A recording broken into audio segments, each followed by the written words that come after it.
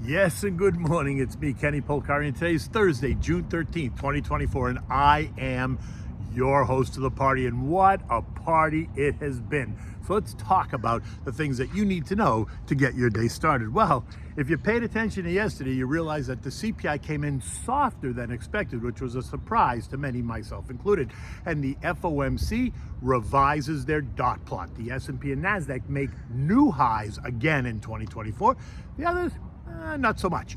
Bonds rallied, energy and gold are holding steady right in line where they've been, and the PPI, which is the Producer Price Index, is due out today at 8:30 a.m. Will it support yesterday's CPI, or will it challenge JJ's opinion? Anyway, what do we have for dinner tonight? Well, it's not really a dinner, it's a summer salad. So it's a watermelon tomato feta salad. It is delicious. You can eat it all summer long. So the S&P pierced 5,400 yesterday. The Nasdaq hit 17,608, both new records.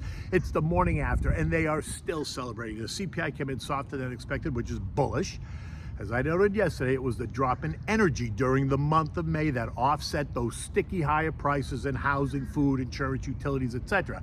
And then JJ came out and announced that the members of the FOMC see one rate cut happening in 2024 versus the expected 3 that they had penciled in after the March meeting. But he did leave the door open to another cut if the data proves to be moving towards the 2% target, while also assuring investors that rate hikes are no longer on the table, saying that the Fed has made considerable progress over the last 2 years and that yesterday's report was just another step in the right direction, while reminding journalists and investors that he did not want to be too motivated. He did not want to be too premature, being swayed by any one single data point. In order to cut rates, he's going to need to see more good data, right? So in the end, it was an I am still on the fence kind of a speech. He tried very hard not to sound too dovish nor too hawkish as he towed the line, right? The much anticipated dot plot revealed that of the 19 members of the Fed, 4 of them favor 0 cuts. I'm in that camp, but I'm not a member of the Fed. 7 projected 1 cut, while the other 8 continue to actually push for 2 cuts in 2024. Now, for 2025, the committee is now suggesting 4 25 basis point rate cuts, or 1 full percentage point, which would take rates to 4%. if it all plays out the way the dot plot suggests. Now, when you look at the supercore CPI, which eliminates food, energy, and housing, then the number was even weaker. Well, of course it was. Here we go again. If the equation, for instance, is 2 plus 3 plus 12 plus 6 plus 7 plus 8, which equals 30, but then you take out food, which is 4, and energy, which is 8, and housing, which is 6, then you end up with 237, and that's only 12. I mean, how could the supercore be higher if you removed all the sticky pieces of the equation? I mean, it's first grade math, but no matter, it is what it is. And investors latched on and took stocks higher. Or, so you might think. For most of the day, took stocks higher for most of the day, but you might think the only one was the Dow, who gave up the early gains as the 4 p.m. bell rang. The Dow ended up losing 35 points. The S&P gained 45 points, or 0.8, and Nasdaq gained 265 points, or 1.5%. The Russell added 33 points, or 1.6%. The transport's up 107 points, or 0.7, while the equal-weighted S&P took back the 35 points, or 0.5% that it gave up on Tuesday.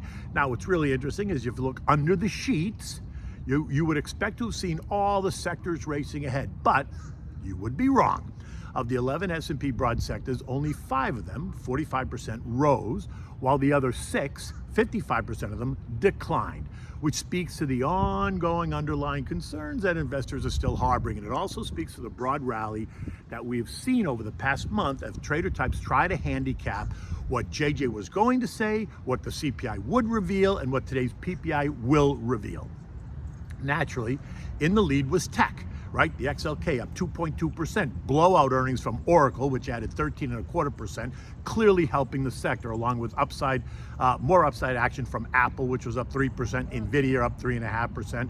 Consumer discretionary was up 1%. Industrials down 1%. Real estate was up 0.7, right? Think lower rates, and basic materials up 0.2%. After that, it was all weakness. We had consumer staples lost by 1.1%, which makes some sense because who wants to own a boring sector that offers stability and ballast to a portfolio when the Fed chair says that rates are coming down?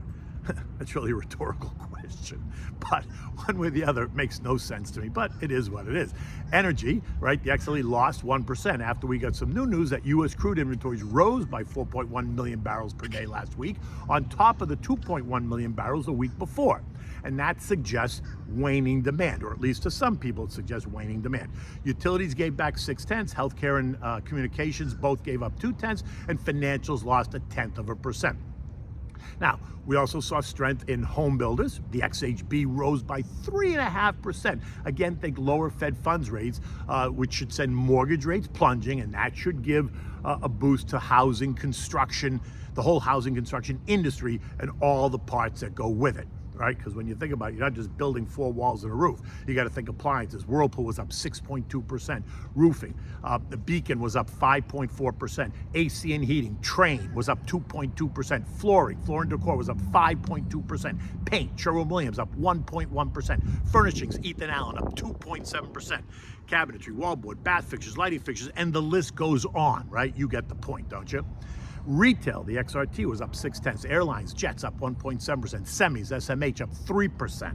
Cybersecurity up 1%. Robotics up 2.2%. Aerospace and defense up 0.6%. Expanded tech software, the IGV up 2.2%. The growth trade, SPYG up 1.5%. In contrast, the value trade, the SPYV, which is a boring sector, was down 0.1%. Oil and gas exploration down 1.2%. Coal stocks down 2%. The contra trades, which are designed to benefit in a downturn, were mixed, right? The VIXI fell 2.2% on declining fears of rising rates. The SH, which gets you short the S&P, lost 0.8% because the S&P closed higher. The PSQ, the Nasdaq, gets you short the Nasdaq. That fell by 1.3% because Nasdaq was higher. The SPSX, the triple levered S&P short, gave up 2.5%. But the dog, which gets you short the Dow, gained 0.1% because remember, the Dow fell yesterday, so this makes some sense. It's the opposite trade. This morning brings us the May PPI report, and while last month's report was hotter than expected on all measures, this month's report is expected to see top-line PPI month over month fall back to the 0.1% range, up 0.1. But the top-line PPI year over year is expected to remain elevated at 2.5% versus the 2.2%, so that's up.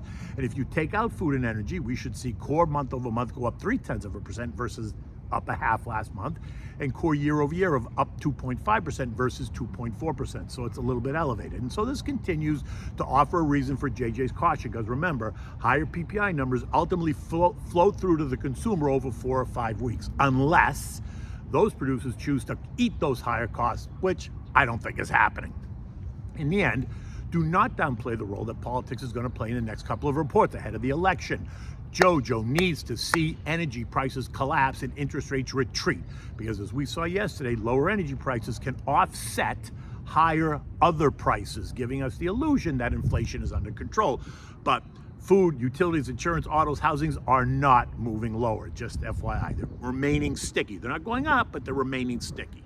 While lower interest rates are going to make money less expensive, playing right into Senator Lizzie Warren's argument to the Fed yesterday, right? She wrote the letter to the Fed chair blaming higher interest rates for climate change. Yep, I said it. She is blaming higher interest rates as the reason for alternative energy projects to be getting sidelined, right? Because it's too expensive to borrow money, causing the planet to heat up. It's amazing.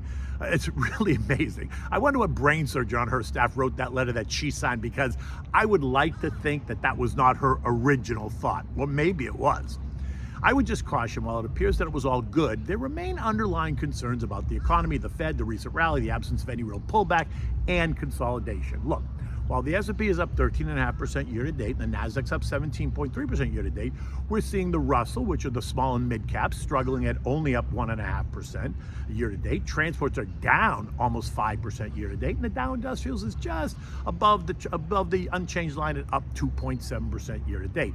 In the end, I remain steadfast that the tone changes as we move through the summer and into the fall.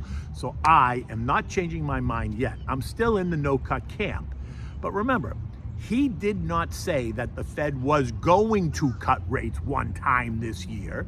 He said that some members of the committee are now seeing one rate cut, down from the 3 that they saw in March. So for me, it remains fluid. Committing to a hard cut is different than suggesting there could be a cut. Capiche? Okay. On the back of all that excitement, we saw the bond market advance. The TLT up 0.7, the TLH up 0.7, and the AG up 0.5%. Rising bond prices sent yields down. Remember the inverse relationship. The 2 years now yielding 4.75%, down from 5% only 2 weeks ago, while the 10 years now yielding 4.3%, down from 4.77% only 2 weeks ago. And those lower yields only add fuel to the technology fire. Oil traded in a near $2 range yesterday, a high of $79.25 and a low of $77.80 before settling in at $78.32. News of building crude inventories, sending it on that wild ride, right? Word that OPEC Plus is unlikely to raise output anytime soon also weighed on the action, unless there is a ramp up in global demand. The Saudis are happy where they are. The 2 million barrels per day that they considered restoring into the market is going to depend on market conditions. Makes perfect sense. And right now, there is no need to restore it. And it doesn't mean that there isn't any demand. I think there's plenty of demand, right? But remember, we have an oversupply issue. It is not a demand issue, in my opinion. Forecasts for the industry are doing nothing but raising growth expectations for energy.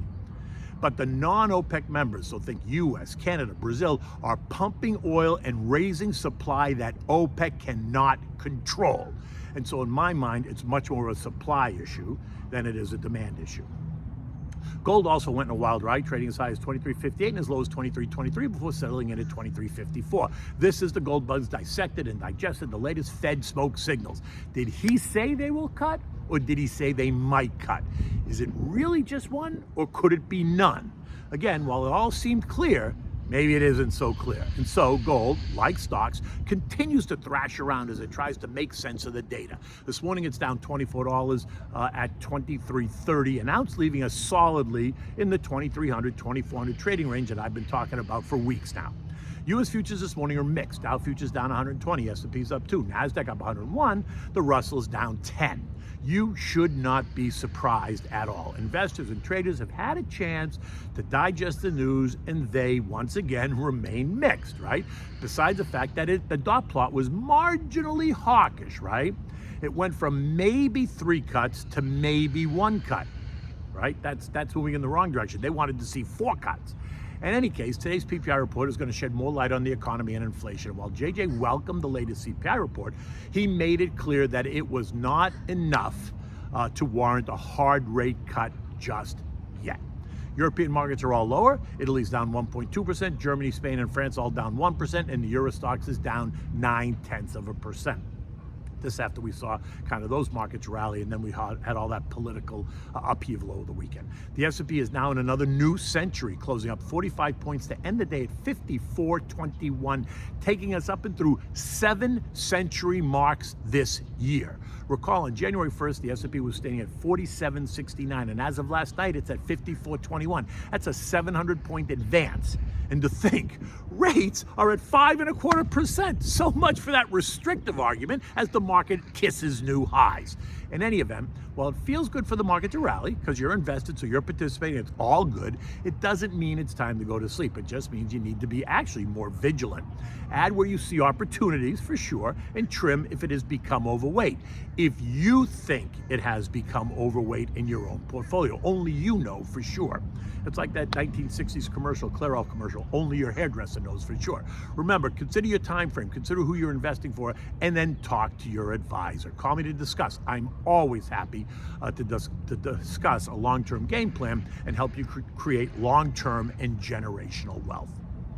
Okay, so what do we have for dinner tonight? So it's, like I said, it's a summer salad. You can eat it all summer. It is delicious. I made the first one last week, and I always enjoy, down here I could eat it year round, but up in the Northeast and other parts of the country, it's really a summer thing, right? So you want to enjoy this refreshing and delicious watermelon tomato salad. The colors, the freshness of the chilled salad will make any summer dinner table a pleasure to look at, and more so, a delight to eat. If you have never had this salad, you have to make it. And if you've had it, then you can appreciate the simplicity of it. So here's what you need. You need a fresh garden watermelon, right? You need fresh garden tomatoes. You need mint. You need feta cheese. You need salt and pepper, olive oil, and maybe a splash of balsamic vinegar.